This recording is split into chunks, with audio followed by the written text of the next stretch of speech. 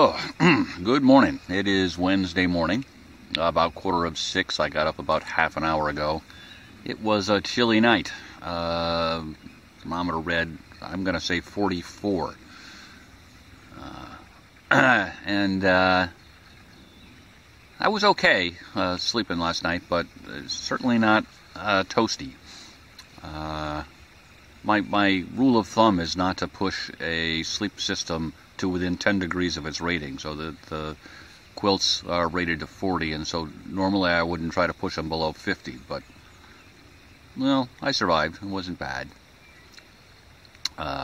Nippy this morning, still, of course, and so I'm having a cup of cocoa to try to warm myself up.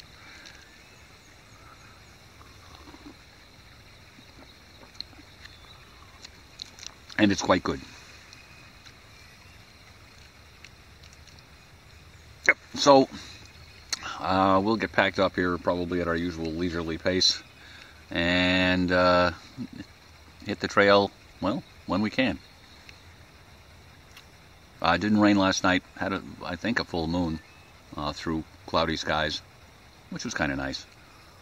And it's mostly overcast now. Well, that's the weather report. See you in a bit. All right, so it's about 7:15, and we had some hot cocoa. Try to warm us up a little bit. We didn't do oatmeal this morning. Looking around. Well, there was some garbage here when we got here, and it's still here. It's too big to pack out. Tree straps are down. I always like to check for that. Of course, the time I forget them will be the time I forget to check. There's a picnic table a little ways away, and we'll stop there and spread out the maps and go over the day's itinerary. Oh, and we'll cover what we did yesterday, since I forgot to show you that on the map then. Okay, so yesterday, after we crossed the Housatonic River at Cornwall Bridge, we went up Dark Entry Road and then through along Bossy Brook to that old Dudleyville thing, and then over Coltsfoot Mountain, and which was mostly kind of a ridge walk. Once you got up there, there wasn't a huge amount of up and down, and then a pretty steep descent, and then more gradual, and we eventually came out in Cornwall Village. Sorry the quality of this map isn't any better, but it's the best I could find.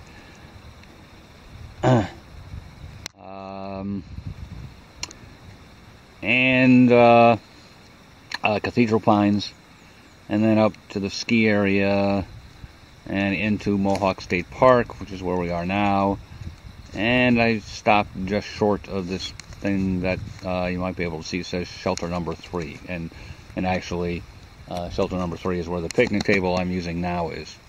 So we're going to continue through Mohawk State Park here, and going to cross Route 4, go over Red Mountain, and down and cross Route 41, and continue along. And I'm not expecting anything here. I think this is a pretty unremarkable, whoops, my finger's up there, the map is down there. Cross Route 41, keep heading north, and then swing west, and there's another shelter here. Not a lot of up and down, probably not much in the way of views, but that's where we're headed. And then tomorrow from the shelter we go through Dean's Ravine and over Barrack Mountain and back out to Route 7, and then we'll walk down to the car.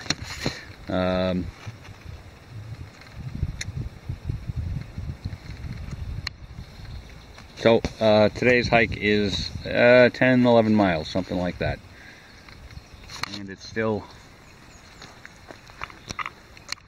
a gray and overcast day.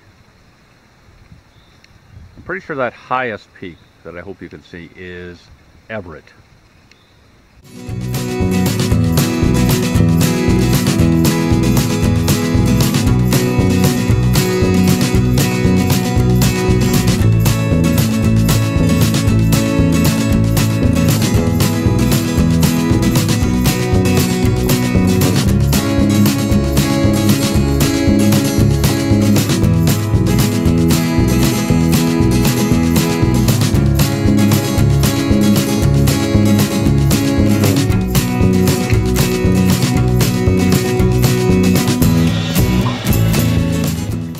good morning still.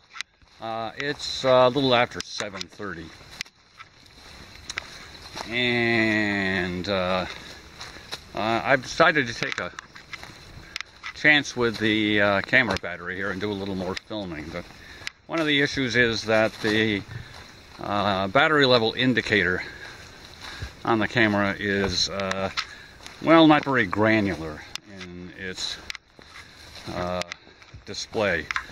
It'll show a battery that's full, and then eventually it'll show a battery that's partly empty, and maybe there are variations on partly empty, but if they are, they're too subtle for me to make out, especially when I'm wearing contacts.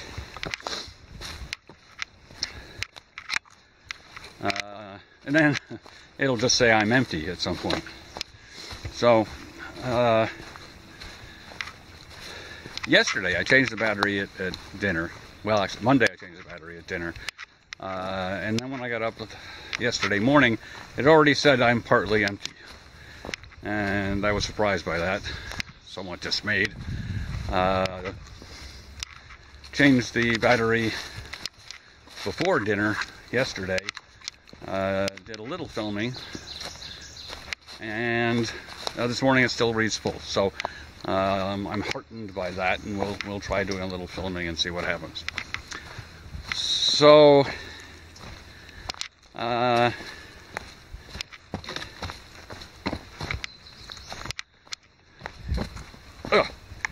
a little tricky here. I'm in a bit of a quandary about what to do here with the rest of the hike.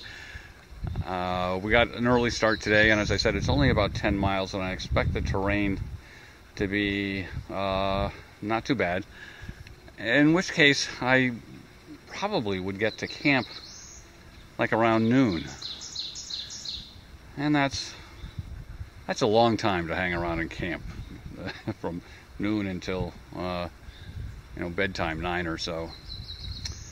So I might choose to hike out today. We'll just have to see. And we don't have to decide now. The weather is warming up a little. It's up to about 50. I'll probably take my gloves off soon. My hands have warmed up. They tend to chill and take a long time to warm up. Weather might be improving a little. We have a bright spot in the sky.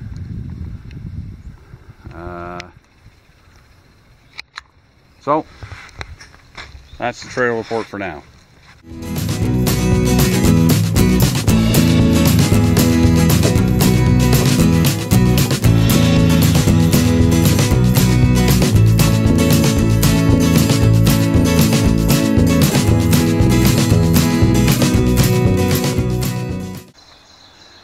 So this is YCC, Youth Conservation Corps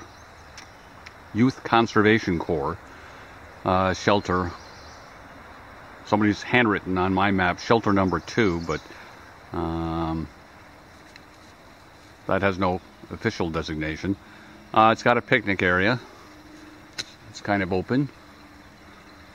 But as you may be able to see or hear, Route 4 is 150, 200 feet away. So the road noise is constant.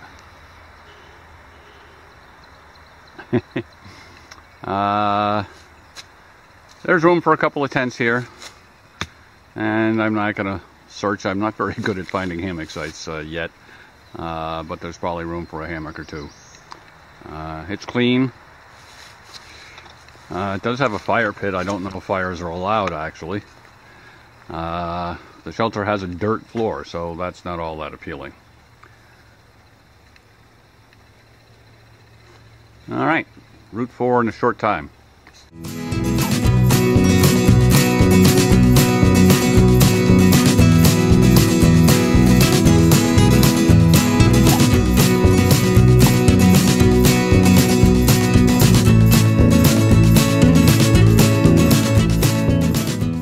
This is Red Mountain Lean-to.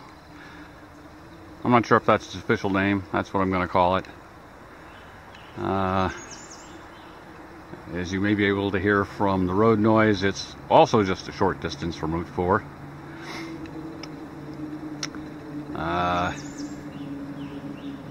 It does have planks on the floor in there, but it's not a real floor. I stayed at this shelter once also before I graduated from high school in 1971, I recall now. I can't recall. I don't think we got very far on this trip. My father dropped us off back on Route 4, and I'm not sure what happened after that, but I don't think we got very far. Oh, and if you're trying to do the math and figure out how old I am based on the fact that I graduated from high school in 1971, I'll save you the effort. I turned 60 last fall, and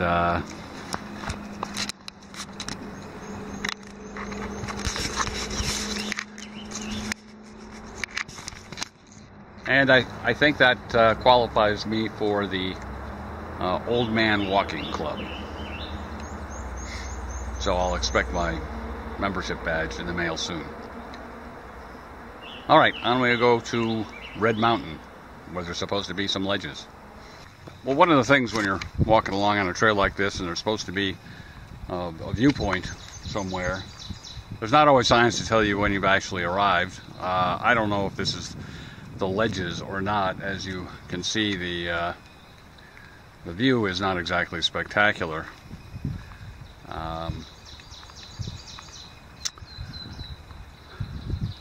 But the timing is about right.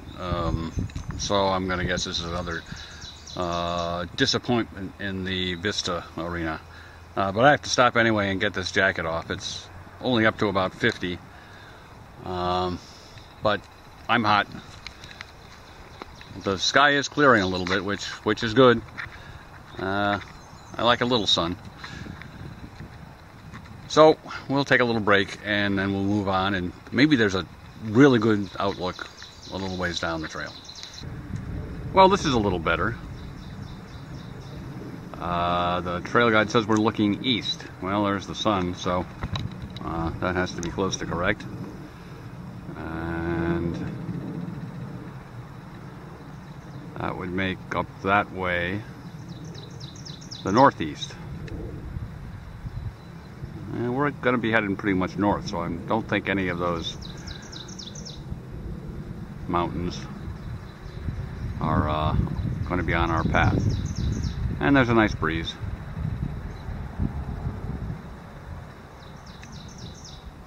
On we go. By the way, our battery indicator is still indicating full.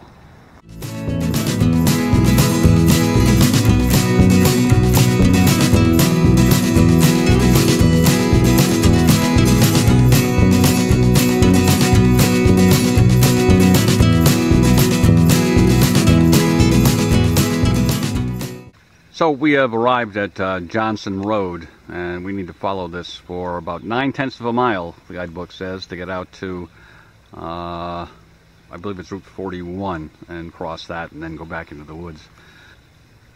This is my first trip using trekking poles, and one of the things I've found on the few roadwalks we've had is that I don't like using trekking poles on roads, on paved roads.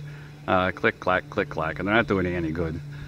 So, and since I got almost a mile here to do, what I've done is that. I've collapsed them down and just stashed them on the back of my pack. And they'll stay there for a while. And I'll enjoy having my hands free.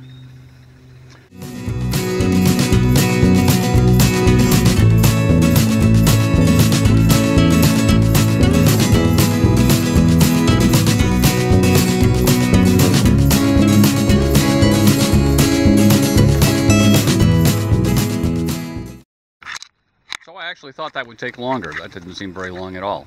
Here we are at Route 43. I think I said 41 before, but the guidebook is telling me 43. And we're going to cross and get back in the woods.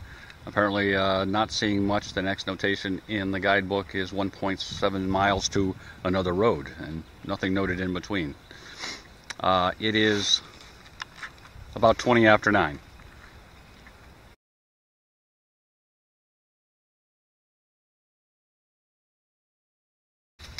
Well, for being a featureless section of trail, that was a pretty good climb up here to Overlook Mountain. I don't think we're quite at the summit of Overlook Mountain, and I don't have high hopes that there'll be an actual overlook at the summit of Overlook Mountain. But we're up here, and I did take a moment to catch my breath before starting to talk to you.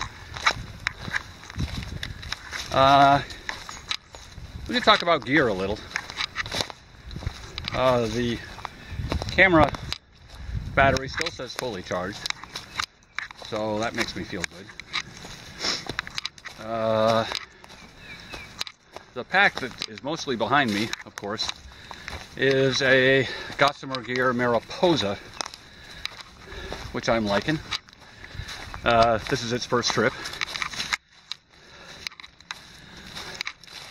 And we can talk about that more when you can see more of it.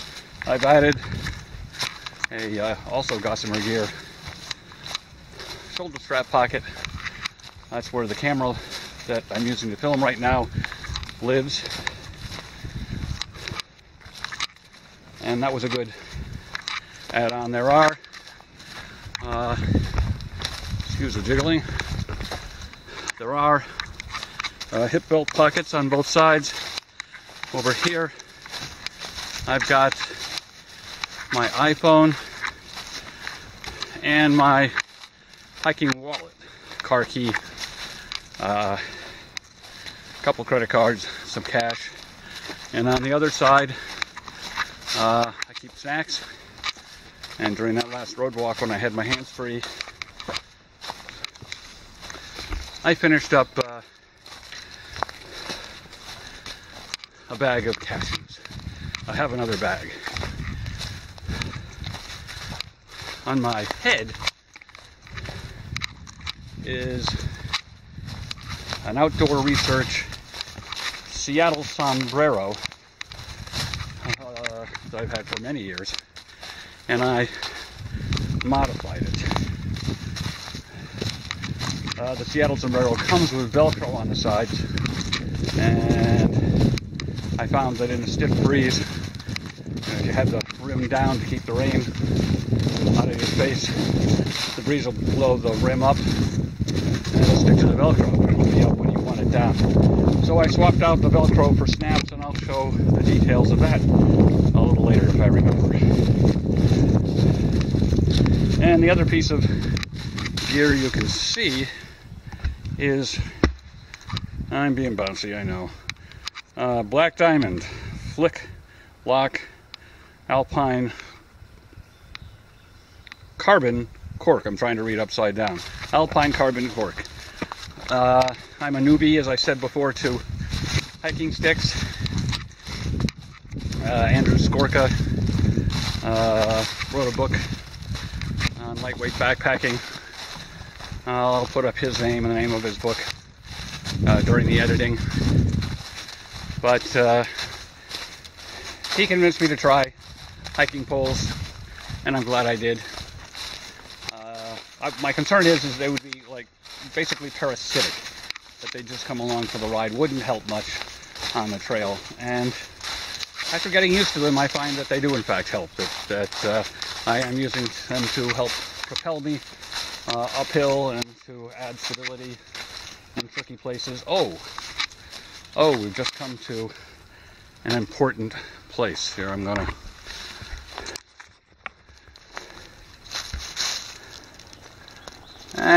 there's an Appalachian Trail, National Scenic Trail survey marker right there. There. You don't see one of those every day. Ugh, let me get back in shape here.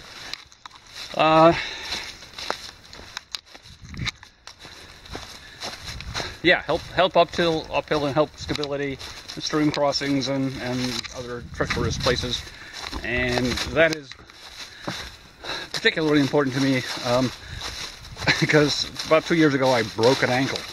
It was actually a very large sprain, bad sprain with a very minor break, but even so, it's the first time I ever broke anything, and it made me more cautious.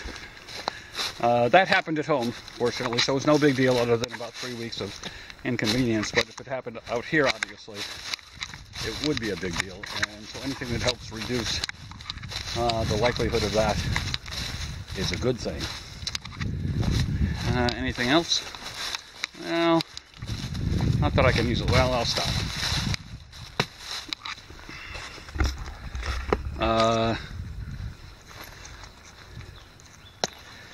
Here's a little something. On a lanyard attached to my belt, I have a knife, and this is my only knife, and a whistle. Even though there's a whistle here, this one is a better whistle. So hopefully that won't bring out the police. I know most people carry bigger knives than this, but it's really all I found I need. Plus it has other tools on it like scissors. So I clipped my toenails this morning. Try that with your Mora. Got tweezers, toothpick, nail file. I forget what, a bottle opener if you have a beer. So that's always with me. And the other thing that's always with me, if I can dig it out, and I've got a neck chain with 2 items on it. This is a dog tag from the years I spent in the Coast Guard. So if they find my body in the woods, even years after the fact, they can identify me. This is a medic alert tag for the drug methylprednisolone. If they find me passed out on the trail, one of the things they might give me is methylprednisolone. That would be a bad thing. The last time I had it administered, I ended up in the emergency room and then in intensive care for a night. So we carry that around just in case. I take it off at night because I don't like to hear it rattle. Well, I think that's about all you can see. Well, you can see that I use a hydration system. It's composed of, it's a ragtag collection of parts. And I'll do a full review on that someday. That's probably about it. Oh, you can see that I'm wearing my glasses again. I have mentioned I switch back and forth between glasses and contacts depending on conditions. I don't like rain on my glasses. I don't like sweat on my glasses.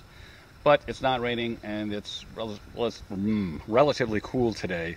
So we've got the glasses on. And the good thing about having the glasses on is if I have to read small stuff, I can take the glasses off and just hold something up to my nose and read it. All right, on we go. We're obviously headed downhill now.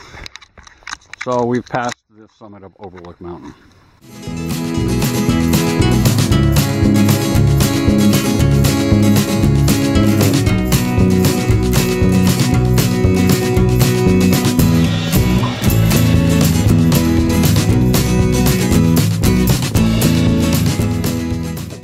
Okay, so we are here crossing Lake Road. It's not a paved road, but an improved road. There are power lines here, so I guess someone lives in the area. And there is apparently a very nice little parking lot area here for hikers. Sometimes they put up signs that say hiker parking. This one doesn't have that, but I can't imagine why else it's here. In 1 point, oh, I've forgotten already. I just looked it up a second ago. 1.7 miles, I think it is. We're going to come to Fort Hill Road, which the guide says is unpaved. No, it says it's dirt road. So I guess it'll be less improved than this. During that last segment of filming, the battery level indicator went from full to less than full. So we're somewhere in that gray zone now. Or this is Lake Road. At least one of my electronic guides indicates that the road we were on just a minute ago was actually a private driveway. And so now we appear to be on Lake Road. It is, by the way, just a little after 10:30. And the trail goes across the road that way.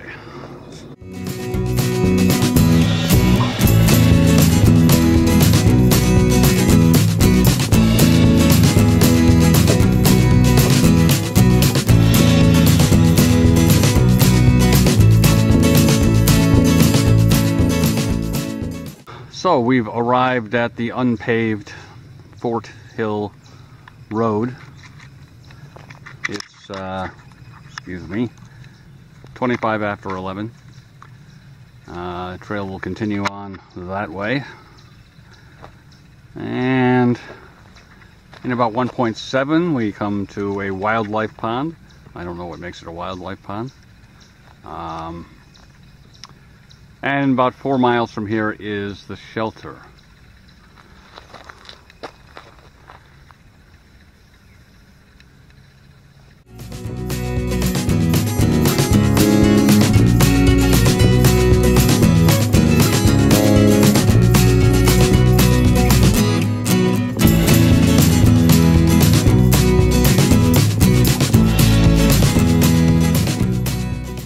Well, there's one wildlife pond, I guess. According to my information, there's actually 2 out here, and this one is too soon to be the one that was 1.7 miles from the last road crossing. So I guess we'll call this wildlife pond number 1. I had thought of staying in the vicinity of one or the other of these, but it doesn't look too appealing. We will press on.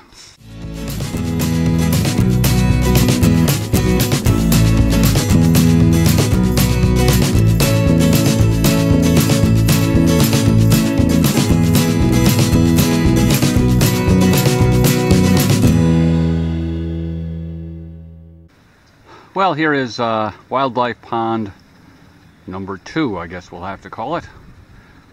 Looks a little healthier than pond number 1. Really doesn't seem to be any place to get an overall good view of it without doing some wading, which I'm not inclined to do.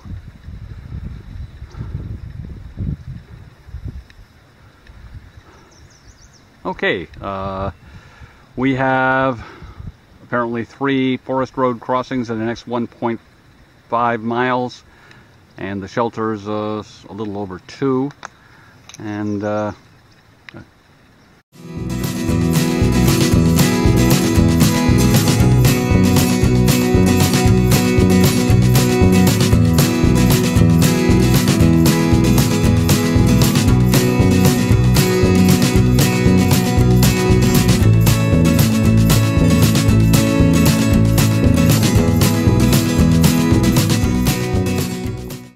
okay, so we're at the Pine Knoll shelter,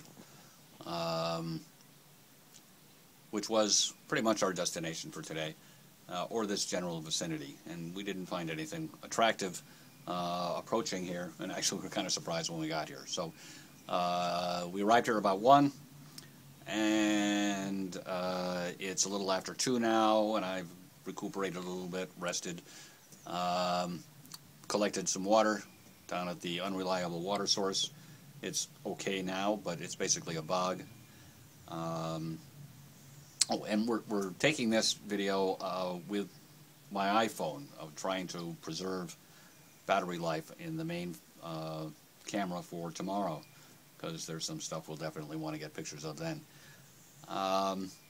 So I promised you some further information about several of my gear choices, and so I'll make good on that now. So, yeah, this is the Gossamer Gear Mariposa. I'm not going to go into great detail. This is my first hike with it, as I think I said. It's pretty standard configuration. It's got this big mesh, a main pocket, of course. Sorry about that. Big mesh pocket on the back that I've got rain gear tucked into, basically. A couple of pockets here on what would be my right side while wearing it, that I'm not really making all that good use of. So, some reconfiguration is in order. But what I really like about it is this big pocket, full-length pocket that's on what would be my left side when I was wearing it. And that's where I stuff my tarp inside of its Mountain Goat Gear tarp skins. So the tarp is in there. The The stakes are in there. The tree huggers are in there. And that works out. I really like that. So I'm pleased. More review type information you can get on the net without any problem. Oh, by the way, there's a pocket in the lid here that I find almost entirely useless. I've got some spare maps in there, which is about all it would hold. It does have the bungee on the top, which, you know, I have stuff in there. So then there's my hat. It's got the big OR on it for outdoor research.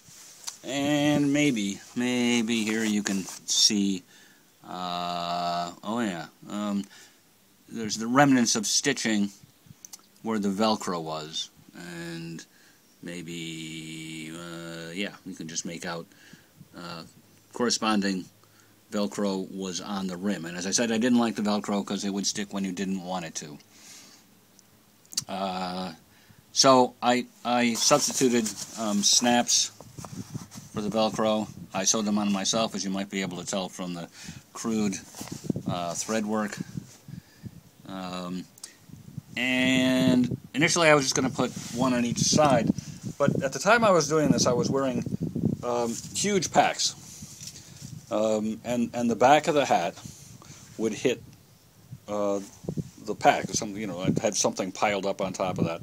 So I decided I wanted to be able to fold up the back. So what I did is, instead of replacing the 2 Velcro strips with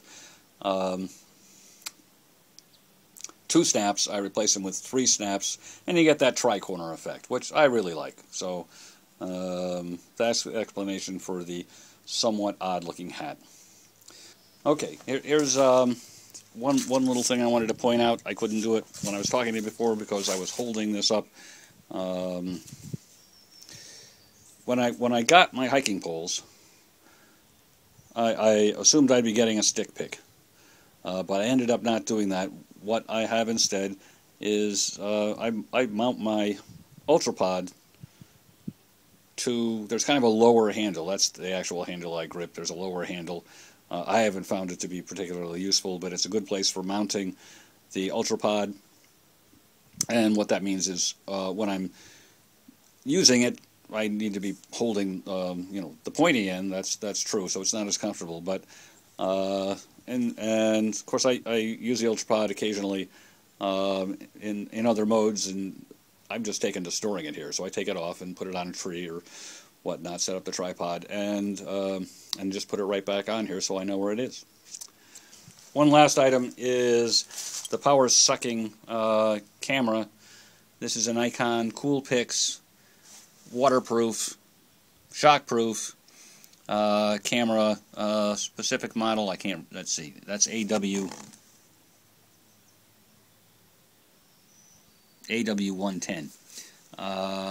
As you might be able to see from the little logos on the top, it's got Wi-Fi capability, and it's also got that little satellite-looking thing indicates GPS capability.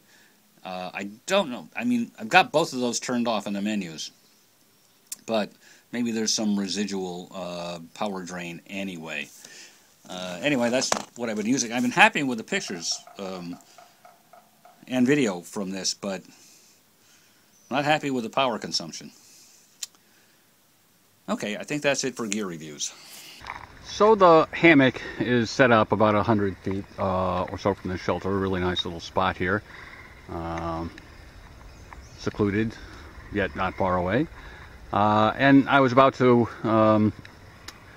lay out my underquilt and overquilt to air out a bit. And I've got the underquilt up there, and as you can see, there are some branches that are in the way.